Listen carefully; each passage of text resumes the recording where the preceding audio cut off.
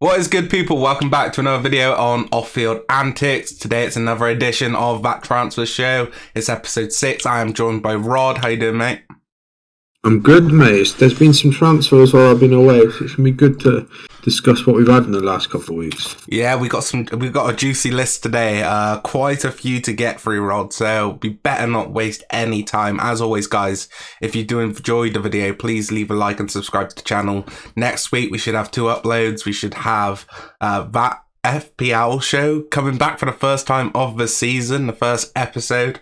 If you want to check out the latest deals me and Rod have made in FPL, be sure to be there. I've got an awesome what are we calling it? Freemium on my hands at the moment. And me and Rod will also be doing our Premier League predictions video. We'll do top goal scorer and we'll be putting every club where they're going to finish, relegation to championship. So be sure to be there and subscribe to the channel. Let's get into it then, Rod. For me, there's no better place to start off than the Arsenal transfer deal, which has happened recently.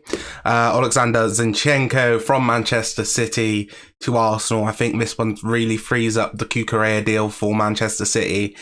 But I want to talk about Zinchenko first, because for me, this is one of the best signings of the window in terms of a position Arsenal can fill now and the sort of, void he can sort of fill. Not only that, but the sort of versatile. Oh, fucking hell. I can't speak, Rod. I'm excited about this deal, though. For me, he can play left back, CDM, he can play left wing back. I think it's a great deal because for me, I'm a big fan of him for Ukraine. What's your thoughts? I think it's a good deal for Arsenal. Obviously, you just said he can cover a range of positions. He's very versatile. And Arsenal kind of need that, especially with all the competitions they're going to be in this year. And obviously, Tierney's injury record is not great, so they're going to need Zinchenko to fill in at left back a lot of the time. I imagine Zinchenko would have got assurances of game time. That's probably one of the main reasons he came to Arsenal. Otherwise, I imagine he'd be more than happy staying at City. So you can imagine we're going to be seeing him a lot. I think it's a good deal, mate. I think it's some shrewd business, and I think he's going to do quite well for them. He still is very young, isn't he? I think he's like, 23, 24? I think he's 25, but I honestly, I saw you smiling there when I said it's one of the best deals so far of the window, but I honestly think it is. I think he comes into Arsenal, he's already got that Premier League experience, he's going to take to it like a duck on water. For me, I think he's someone who's very underrated at City in terms of, he's looked more as a player who can do a job for the team. Whereas at Arsenal, I think he can be one of the guys who is first name on the team sheet every week. I've seen a lot of him for Ukraine, especially with the Wales international games and that. And for me, in that midfield area, he's extremely underrated. I like him a lot. And I think for Arsenal, it's a big deal. And I definitely think he's an upgrade on what they already got. I do like Tierney, but like you said, the injury problems, and also for me, I think it allows them to maybe even go to a back three in certain sort of games, and Tierney can play left centre back, and I think that suits them a lot. How much are they getting for? 30? It was something like that, yeah, mate. I haven't got the exact fee.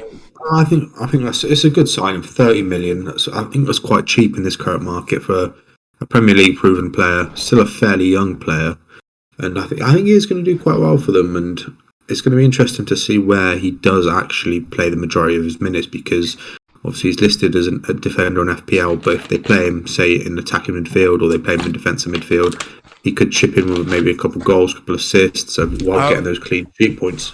I think I know Arsenal are pretty stacked in terms of that three behind Jesus. Yeah.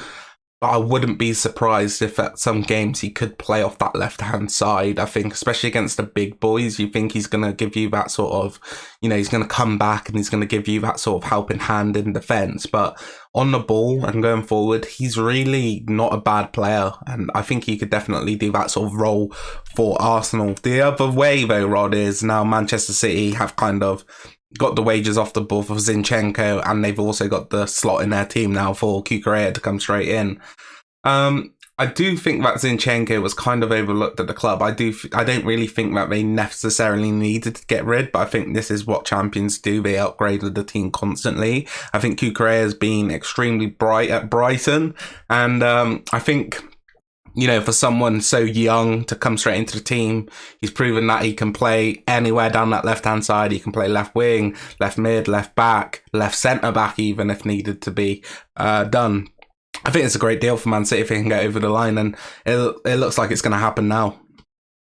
Yeah, it does. Now Zinchenko's gone. They freed up a lot of cash and obviously selling Lavia, Jesus, Sterling, Zinchenko. So they freed up a lot of money. Their net spend is actually probably good this season. It actually is, yeah. So obviously he's just turned 24, Cucurella. I really like him as a player. Was very good for Brighton, I think, in his only season for Brighton. Yeah, 1 or 2, wasn't it? I think it's 1. Yeah, I think it is 1. Was very good. They got him for just it was like 15 to 20 million. And how much City going to pay? Probably like 40, 50 million. I don't really think they had to get rid of Zinchenko, but like you said, champions upgrade, and he is an upgrade. He's a very good fullback. And yeah, I think it's just a good signing from City again. Well, they've got Haaland, Alvarez, Phillips, now probably Cucurella. They're just upgrading all over the shop, and the squad is just absolutely stacked. But yeah, fair play, man. Cucurella, 1 good season. He's got to move to the Champions, so fair play. Yeah, I think it's a great deal. Like you said, I think we should move on now, though, Rod, to some of the new teams in the Premier League just come up. And no better place to start, really, than Nottingham Forest. I think, this move is one of intention, but also kind of showing that they've got a bit of spending power now in the Prem. Lingard, on a free transfer, but a 1-year deal where he's going to be paid 200k a week. Crazy money. I think it makes him the 15th highest paid player in the Premier League. And for me, I think in some ways it's a sort of great bit of business. In others, it's kind of a bit crazy. I think you look at it as, Lingard coming in, it's a 1-year deal. Of course, you can extend it, but you might not necessarily need to, depending on your circumstances. I think he's going to score goals for them. And, he's proven now in Premier League for United, didn't really get his chance, but at West Ham, he was absolutely brilliant, that he can score goals. I think he comes in, it kind of gives them a platform to build on, especially with other signings. I think it's a great deal, in all honesty. I think the money spent a bit crazy, but other than that, I think it's a good deal. So I've been actually quite mixed on this. I'll tell you my feelings now. I think he's a good player. He's still got a lot to give. Obviously, he is getting a bit on now, and he does want to secure that bag. And then I broke it down in the other half, and I thought about it. So he's getting paid 10.5 mil all year. So, for example, would we be looking at it differently if it was a 5 million transfer fee and 100k a week wages? But it tallies exactly the same. So, but obviously he's getting on. He needs to secure that money. But 200k, it kind of shows that Nottingham are willing to spend some money. And I think he was their 10th or 11th signing. And we saw what he did at West Ham a couple of years ago. And if he can do anything like that for Nottingham, then I think they could be safe, because they need a talisman like that to kind of lead them to safety this year, which is going to be their ultimate goal. Yeah, 100%. I think last year you saw Keelan Davis from Villa doing actually a great job for them as that sort of target man. But this is going to offer them some sort of a platform to score goals other than a number 9. I think for them, you look at Brennan Johnson, I think he's going to have a very important role to play this season, the young Welshman. But I think Lingard coming in gives them that, extra 10 goals a season. Like, I don't think it's crazy to say that Lingard's going to score 10. I'd be surprised if he didn't, in all honesty, over the whole season. So I think Lingard's a great signing, but they're actually looking to build on from that. Aaron Ramsey has terminated his contract with Juventus and has become a free agent. So there's a lot of talk of potentially him coming in to Nottingham Forest, as well as former Portuguese CDM. And one of my heroes, I loved him growing up about 2013. I would have loved to seen him in the Prem a lot earlier. He's had his injury issues, but William Carvalho looks like he may be coming in from Real Betis to Nottingham Forest, in which would be a crazy midfield of Ramsey, Lingard and William Carvalho. Obviously, I don't expect them all to kind of play in the same sort of system, unless Ramsey plays some sort of different role. But I like them going for some experienced players here. And, I think Ramsey's a player who, if you can keep him fit, he's going to give you that sort of creativity you need. And William Carvalho was one of my favourites back in the day. So, can he take to the Premier League now at the age of around 30? It's going to be interesting. I remember you going on about Carvalho all those years ago. You wanted him at United. I think he'll add some much needed experience if he does come to Forest. I've had a look and he hasn't travelled to England with the rest of the better squad this Monday. So it looks like he's going to get a move. Ramsey. I like Ramsey. I'm not sure on Ramsey. I saw that his contract got terminated. I think, I'm looking at his age now. He's 31. That's actually not as old as I thought. He probably still has a bit to give. And he was at 400k a week at Juventus, which is a bit crazy. But if you did have a midfield of Lingard, Carvalho and Ramsey, that could actually be enough to keep him safe. Because you've got a range of experience playing in different leagues and you've got quite clear footballing ability. But I think you could see Lingard as a striker, not necessarily your normal number 9, and maybe they do look to use a bigger sort of target man because it gave him a lot of success last year. But I could see them going with a 3-man midfield of maybe, if they could get both deals along the line of Ramsey in a more of an advanced role, Carvalho holding, and then maybe looking to use Ryan Yates as, well, it is Ryan Yates, right? I'm getting confused now because we love a bit of Yates on a weekend. But yes, but I think him in that midfield, he gives them that energy and that sort of, you look at his build around 6'3" in that midfield. I think it offers them a lot. And then you look at Lingard as potential, sort of false 9 almost, but someone who's going to get in the box, score goals. He's going to score from outside the box as well.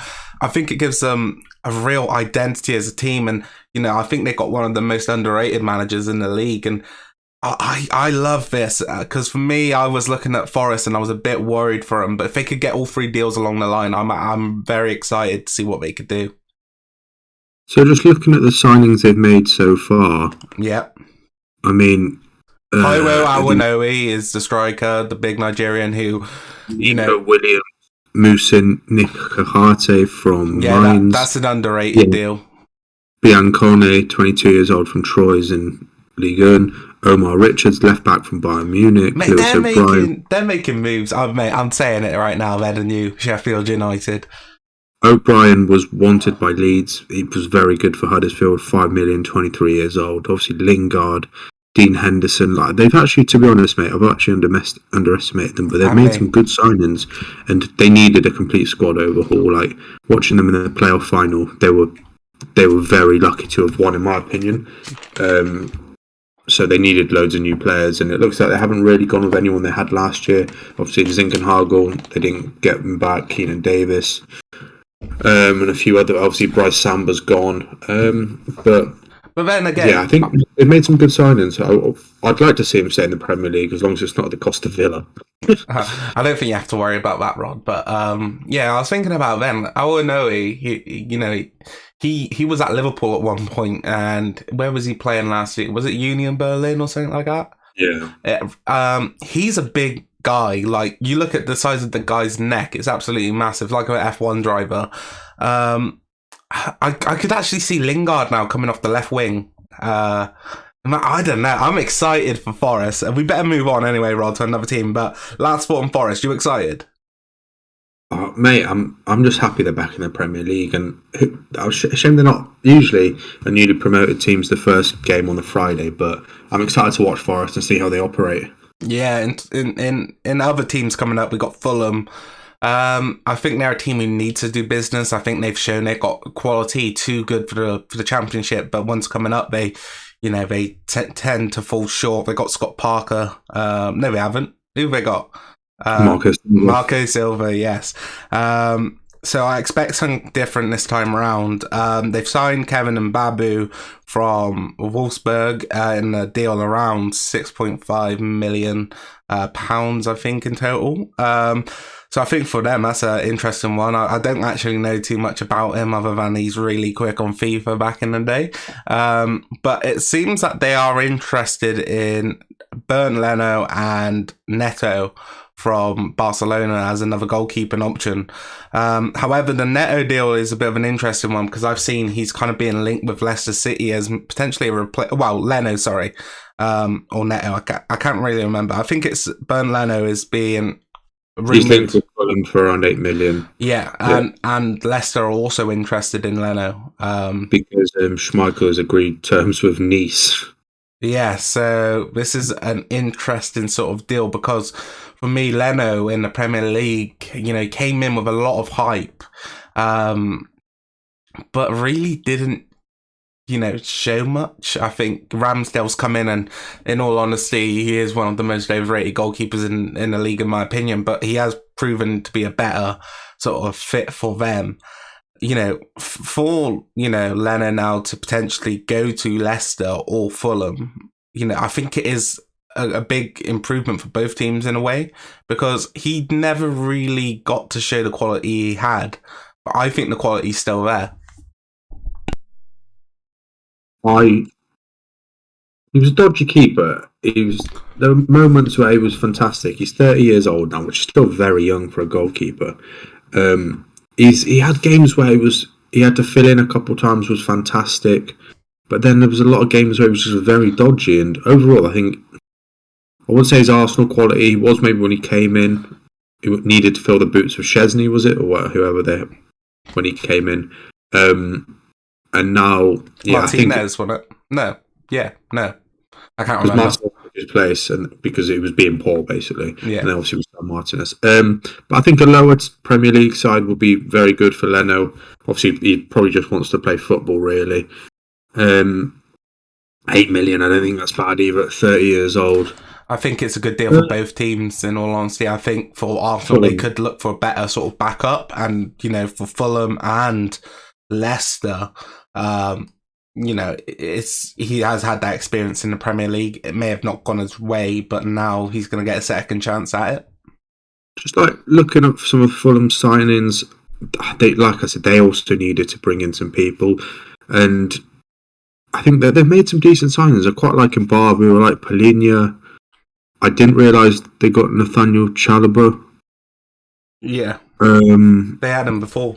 They had him before, did they? So I'm thinking of a different Chalobah. My bad. You're thinking of Trevor. That might be. They're brothers, right?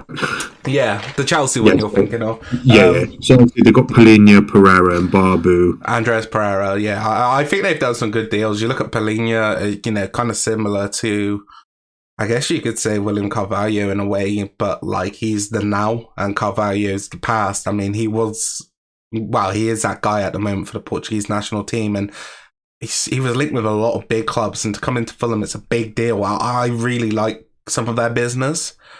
I just don't know if it's going to be enough. I think you look at their goalkeeping options, it's a bit sort of weird. They got Rodak and Gazaniga. I think they do need a real number one to come in. I think you look at the season that they went down last time, they had Areola, who, actually did really well for them when you look back on it.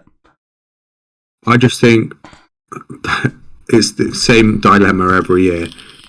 Can Mitrovic do it in the Premier League?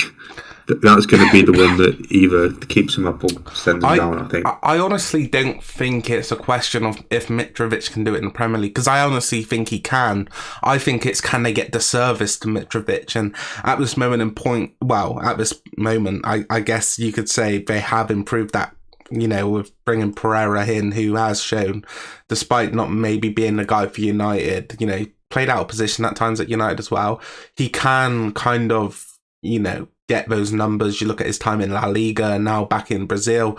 I know it's a big step up to the Premier League, but I honestly think they can with him. I think can they use the other options they've got around Pereira? You look at Harry Wilson, he's a player I really kind of admire, and, I think he's really good for the Welsh national team as well. And I think they've definitely got quality. I just think they maybe lack a little bit still. I think they lack a real sort of pace merchant down the wing. He's going to offer them that something special.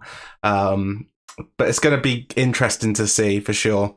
Just a bit off topic quickly. Who's Manchester City's second keeper? It's not Carson, is it? Stefan. He's gone to Middlesbrough. Oh, has he? I'm not too sure, mate. Yeah, sorry, off topic, but yeah, Karen. Yeah, well, we better move on then if the topic's getting boring, Rob. We'll move on to Chelsea versus Barcelona. Jules Koundé looks like he's going to go to Barcelona after Chelsea basically having the deal green lighted. Same with Rafinha, same with Dembele. Aspie's left them, Christensen's left them. I think Chelsea are kind of in the mud at the moment. However, they are looking to make a deal happen for Frankie de Jong, apparently, Rod. Kind of nick him from Manchester United. De Jong is wanted out of Barcelona. Barcelona don't want him. I don't even think they want to pay him the owned wages he's kind of owned. I find it a bit of a weird one, but Chelsea are in a weird situation. I don't think the midfield's necessarily what they need to kind of improve. But it would be a good deal for them. Apparently, Frankie de Jong is willing to move to the Premier League, but he does not want to play Europa League. I don't think de Jong moves. Barcelona, I think they've done something with their Camp Nou rights, something with TV rights, and they've essentially thought about short-term gains instead of long monetary gains. Hence why they managed to somehow wind these transfers. But Koundé, yeah, looked like he was going Chelsea. Looked like it was all but confirmed. I was checking Twitter, and then it looks like just Barcelona said that they're not going to match Chelsea's offer, but I think he just wants to go to Barcelona. Which is a bit crazy. Mate, I'll tell you what's fucking crazy. I just had to type it in, right, because I didn't know the numbers, but he's owed around 20 million euros in wages, and they're making deals happen. I know you was talking then about the rights there, but, you know, Barcelona are like, oh yeah, we can spend money, but they're basically selling off rights and stuff, and then spending all that money straight away on the signings, looking for that short-term gain. I think it's crazy what they're doing. I think it might have been, was it Rummenigge or Oliver Kahn who came out, someone on the Bayern Munich board, and he goes, I find it hard to think that Barcelona are even going to cease to be a club in around 2 years' time, the way they're going about it. They're in big trouble, and yes, they're okay at the moment, but I think the long term it's going to go a bit crazy. I do think de Jong might stay, but they want to get rid. So it's going to be hard to kind of, you know, you look at the player, he does have his rights. He signed a contract. He's, you know, still there for a few more years. And I think if he was to go, United is probably the most likely with Erik ten Hag. But you look at what Chelsea has to offer in terms of, you know, they are in the Champions League there, in London as well, which is a big pull for a lot of players. It's not too far-fetched for me. I can't see it. I just genuinely can't see it. Koundé, I would have liked to see him in the Premier League. I mean, Chelsea wanted him in January. They couldn't get him. Obviously, Carlos was his partner. Some say Carlos was the better of the two last year. Looks like they're not going to get Koundé. Looks like Azpi's going to, along with Marcos Alonso, going to Barca. They need to get that defence sorted. I don't think they really need midfield, to be completely honest with you. I don't think de Jong's I think what Chelsea really need is some sort of strike force, but it looks like one of their strikers is on his way out, Rod. Juventus, man, they want Timo apparently in potentially a loan deal, but I've seen potentially a full-out transfer. I think this is crazy to me. What fucking... what's his name? I can't even think of the manager's name. I can see his face. Tuchel. Mate, what he's getting away with at this club, he is butchering their strike force. For me, Werner, yes, he hasn't been necessarily what Chelsea paid for, but he's still a good asset to have and someone who you could, you know, potentially build around. And, you know, he's gotten rid of Lukaku, he's gotten rid of Werner. I just want to see what striker they're going to bring in to butcher next, because it's on him. He is. I really don't rate him. I think Chelsea are in big trouble next season. I don't think they're going to fucking like finish in the bottom half or anything like that. But I don't think top four's as nailed on as they think it is. I think you build around Lukaku. Like he's going to be the focal point, or was. You build around him. Obviously, he's come out with comments that he's not happy. He's made these comments because it's impossible to be his style of player in a completely different style of football. Like, there's nothing you can do. You can't, same as like Haaland, if he had to do tiki-taka with the midfield, etc. He's not that sort of player. You've got to fit his strengths, and if you fitted his strengths, he'd get you 20, 30 goals. He's a good enough player, but obviously he's gone. Werner, he's got the attributes to be a good striker. It's just, he can't finish. A big part of his game is just he's got no confidence. He drops too much loose game, bro. He just hasn't got the confidence, and we saw that towards the end of last year when he picked up a bit of confidence. He chipped in with goals here and there. He was doing brilliantly for Germany as well. I think Hansi Flick has done a really good job with him there. And what I feel like is Chelsea don't have a good manager on their hands. I think if you look at the sort of players they have, they wouldn't be playing a back three. I think as well, obviously, you were on about Werner to Juventus. Dybala's just gone to Roma. Yeah. Huge welcome. Looked fantastic. Yeah, So well, it was set that he was going to be going to Inter, and then, somehow Roma's got a deal done. It's big business for Jose Mourinho. So it's good. Tammy and Dybala, and obviously they've just got rid of Ramsey off the wages, so they have got some money now to spend. I think they have got Pogba mine now. That's probably taken up a lot of wages. He's injured, isn't he? Already. Oh, yes. That is fucking... They do get Werner. I think it's a good move, but as Timo, I'd want to stay in the Premier League, but I wouldn't. I could see maybe like a Newcastle or someone trying to come in from. I can't see it happening, but like maybe if they were to come in, because obviously moving away to a completely another country where you don't speak the language is very hard, and that would be the second time he's done that now. So I don't know. It's interesting. It's going to be one to watch, but it does leave. If he does go, it does leave Chelsea quite bare at the top, with only really Havertz to play that striker role. I just find it a bit hard to see what they're going with here, Chelsea. I think they lack a lot of goals in the starting 11 right now. Like, I don't know where the goals are coming from. They've got Raheem Sterling. People are going, oh, guaranteed goals. Yes, I think he's going to score goals for them. I don't think he's going to score loads of goals. I don't think he's a 15-goal-a-season player for Chelsea.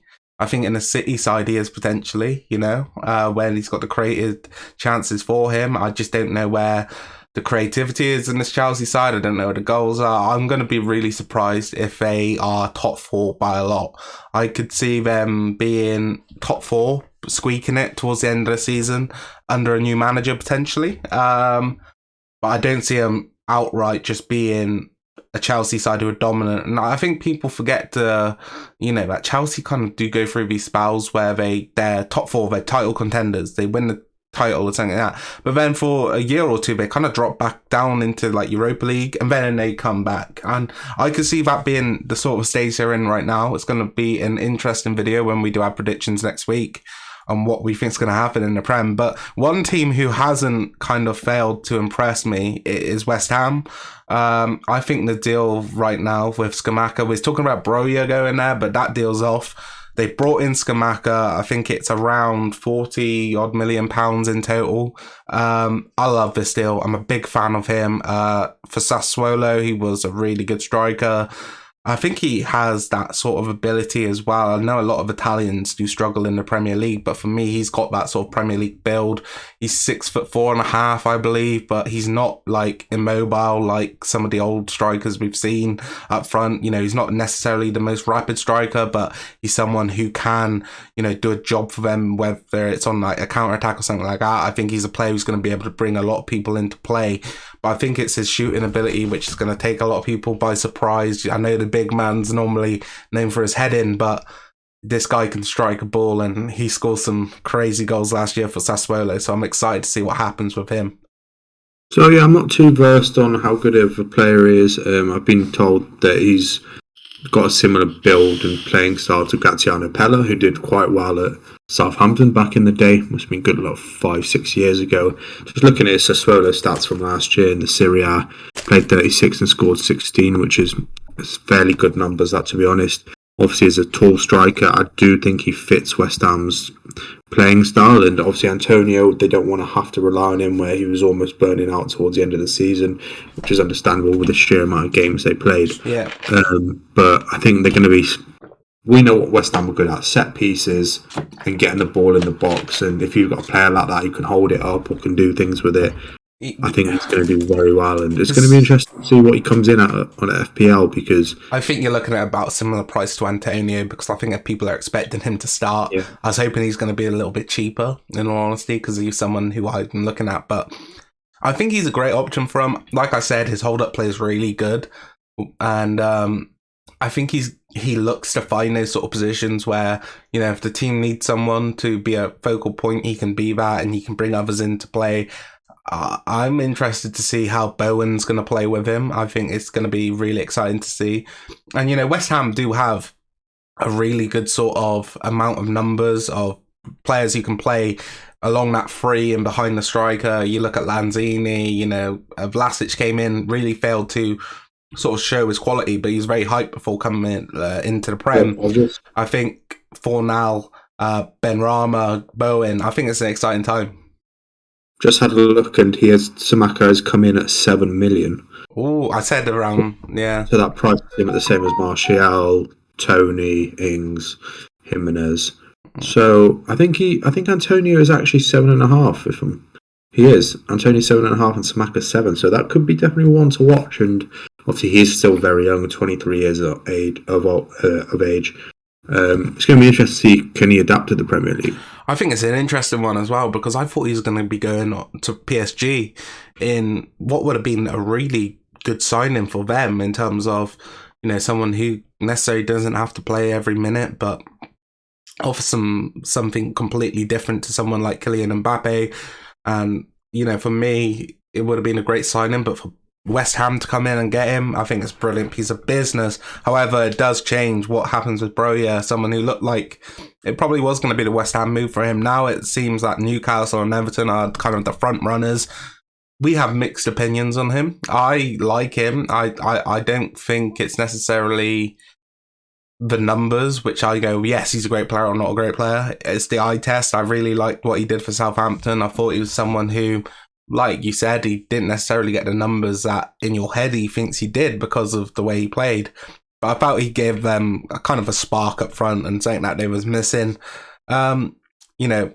Whether it be Newcastle or Everton, what do you think, about the future for Broja in the Premier League? Like you said, I'm not going to lie to you, I'm quite mixed on him. I think he's got some good attributes, but I do think he is quite overrated for what he actually does.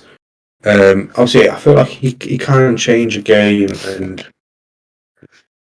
I think Everton or Newcastle will probably be a good move for him. And once again, I didn't realise he was only 20 years old.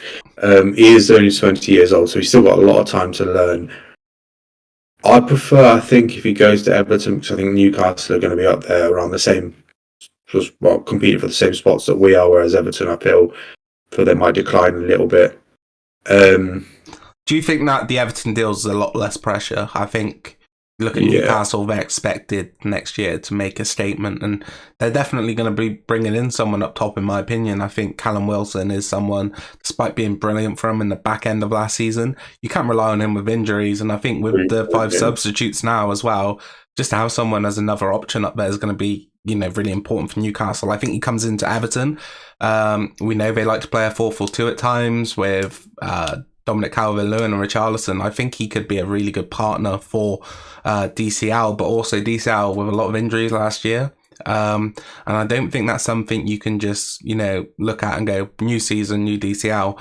I think, injuries like he suffered are probably going to happen once again. And, you cannot rely on him necessarily. I think the players you look around at Everton who are going to be those supporting roles, you look at Dele Alli, he's going to have a really important season. And I think, Broja coming in could definitely take some of the load off some of the other players.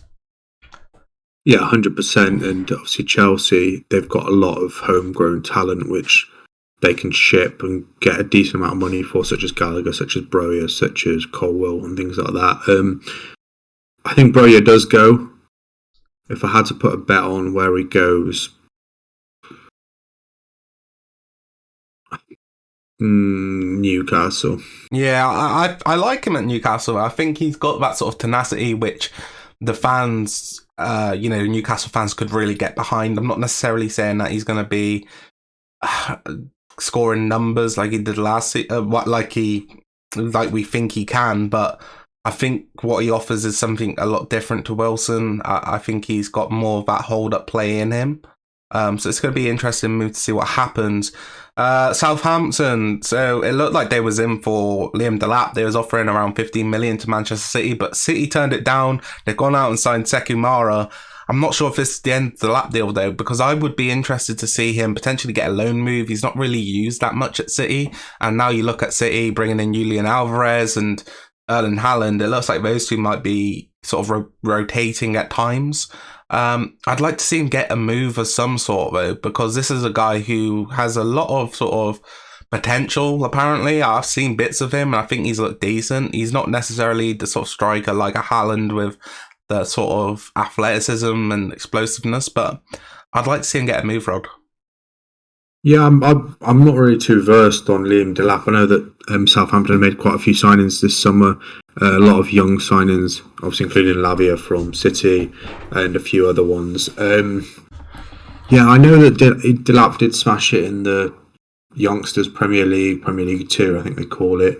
He did very well there, and it's just I think it's a risk if they obviously it looks like they're not going to get him. They did sign that other player. Yeah, Seki Mara. I think it's less of a risk now getting him, right? Because you've already got, if you look at Southampton, you've got Che Adams and Armstrong, who really didn't set the league alight after, kind of a decent start for them. I think Seki Mara coming in, not really too versed on him, like you kind of said, and now they've got 3 options. I think you make it 4 because you're going to be playing a 4-4-2 with 5 substitutes. If you could go and get Liam Delap, even if it's not on a permanent sort of deal, it's less of a risk, right? And he's more I think he's someone who probably would make a good start there, and I think he could be a good player for them. I think obviously you can name 9 substitutes on the bench now, obviously make 5. I mean, 2 of them are going to be goalkeepers, so essentially you've got 7 outfield players. Like, I think that's a bit crazy that you can potentially bring on. So I'm not sure where they've got all this money from, to be completely honest with you. It's come out of kind of nowhere, right? Because obviously they've been struggling in the last couple of years, I think. Not completely struggling, but they haven't really been able to keep up. I think it's down to the fact that they've never really been a big spending club, and they've always offloaded good talent. So for them, they've probably always had a little bit left over. I think it's important that they rebuild the side they've got, because obviously last season they struggled a lot. I expect them to struggle again this year, in all honesty. I don't think that they've necessarily gone out and made signings which blow you away. They've made signings which are necessarily kind of risky in terms of Lavia, yes, a very talented youngster, but like, what was he, 17, 18? He's not necessarily going to come into that sort of starting midfield and upgrade upon Romu and James Ward-Prowse. I could see him maybe switching things up next season. I would like to see him switching things up, because I don't think the 4-4-2 that they play is a style which is necessarily giving them a lot of success. I think you could look at maybe a 4-3-3, something like that, maybe even a 3 at the back move for Southampton. It's definitely going to be an interesting one, Rod. I thought to end it, we should end on 2 massive transfers. So we're going to start off with this one. Zaniolo from Roma, potentially looking to leave. I think, it's not really a surprising one, in my opinion. You look at them bringing in Dybala. I think in Serie A, the money's not as big. So having someone on those sort of wages is, you're going to have to ship players off for that to happen. And, I think they do rely on Pellegrini a bit more than they do on Zaniolo. But Zaniolo's a big player, and he's being touted now with a move to either Spurs or Juve for around 42 million euros, which I think would be a great business for either club. We're going to be talking Spurs because I think it's kind of a weird one for Spurs to be involved with. I'm not surprised Conte wants him. But in the sort of role that he likes to play, it's a bit of an interesting one. Obviously, they brought in Richarlison, they've got Kulusevski. This guy's more of like your, I guess you could say, advanced number 10. But he's so athletic, he's 6'3". He's got runs for days, and I'd love to see this deal happen if you was a Spurs fan. But I just think the Juve one is probably a bit more of an option he's going to look to take, just as being an Italian. It's not likely that he's going to want to leave the country. I completely agree with you. I don't think he goes anywhere near Spurs. They've got enough options to be able to play there, I feel. I think Conte's kind of got his squad now. I'd say they made some good signings. I think he probably, if he does move, I think he does go to Juventus. Obviously, Juventus freed up some money. I think he goes to Juventus. I'm not too sure about what he is like as a player, etc. But 42 million price tag, especially in the Serie A, that seems like a lot of money. So. Yeah, to be honest with you, I'd love to see this still happen, just to see him in a Premier League. I think there's a lot of players in Serie A who I really like, who I'd like to see in the Prem, but it's just never going to happen, really. Like Barella, I'd love to see him in the Prem. I think he'd be a great sort of fit, but I don't see that one happening. I think this one could potentially happen. I think Zaniolo would suit the Premier League. He's obviously a big guy anyway, and would kind of hand to the physicality, which is going to happen in the Prem. But what makes it so intriguing for me is that sort of player who's going to arrive late in the box, and I'd like him in a Prem sort of outfit. I just don't think he suits a certain style that Spurs are playing right now with the three up top in the three back, so 3-4-3. I think if they maybe look to play more of a 3-4-1-2, sorry, it probably suit him a little bit more, where he can maybe play a bit more deeper than what the wingers are right now for Spurs. So it would be an interesting one to see, and it's probably not going to happen, but it's definitely one I wouldn't mind seeing. Last transfer we're going to talk about now is the United one, Rod. I know we were speaking beforehand when I was giving you the list of transfers. We're going to go through, and you kind of don't see this one happening, but for me, I think it's less likely now than it ever was, just because Ajax aren't really looking to sell, but the door's still open for a move. It's just going to be a very costly one. Anthony from Ajax, between 80 and 100 million euros. It's crazy. I want this deal to happen because we need a winger. Not necessarily to start, but I don't think Rashford's necessarily a winger. He's more of like an inside sort of forward.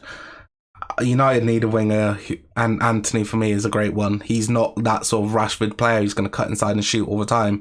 He puts up good numbers when it comes to assists, and I'd like to see him in a United shirt, but the 100 million sort of range it's kind of crazy, right?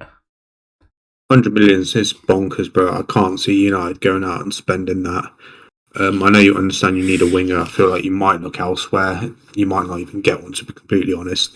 But 100 million euros is a lot of money, and I just can't see it happening, to be completely honest with you, purely because of the fee. Yeah, I think, for United, it's a hard one, right? Because they need a winger, but they don't need a winger as bad as they need a CDM. And I find it hard to see United.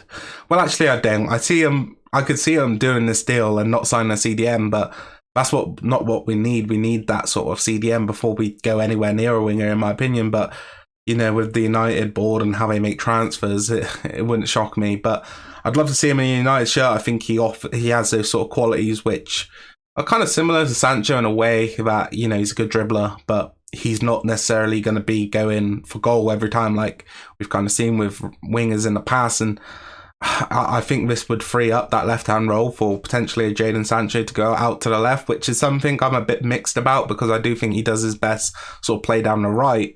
But an interesting one to keep an eye on for sure. I guess that's the end of the episode, Rob. We've gone through so many fucking transfers today. We're almost 45 minutes in. Just want to say thank you for joining me, and obviously I look forward to doing the videos next week with you. Absolutely, mate. It's always a pleasure. Yeah, so as always, guys, be sure to leave a like on the video, comment down below which transfer you're most excited and what player you want to see join your club, and subscribe to the channel so you don't miss any of the upcoming content. Like I said, me and Rod are going to be doing our Premier League predictions next week and our first show of that FPL show. So yeah, be sure to join us there, and if I can find my mouse, until next time, take care, peace out.